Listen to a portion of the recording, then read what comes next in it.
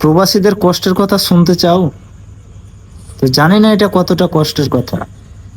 এই প্রবাসে না, যদি বিছানায় পড়ে বা অসুস্থ হয়ে যায়, তো তখন বোঝা যায় যে ওষুধটা আনতে গেলেও যে অসুস্থ হয়েছে তাকে যেতে হয়।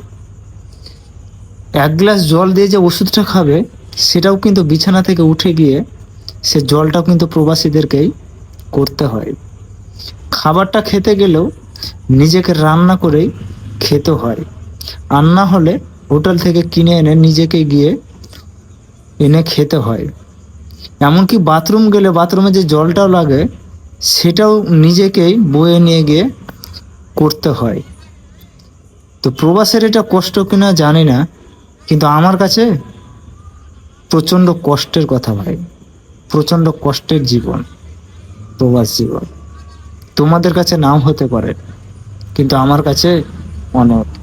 কারণ এখানে অসুস্থ হয়ে দেখলেই বোঝা যায় যে দুনিয়াতে মনে হয় যার আপন বলে কেউ নেই। কারণ তখন শুধু এই পৃথিবীতে একাই মনে হয়। এমনকি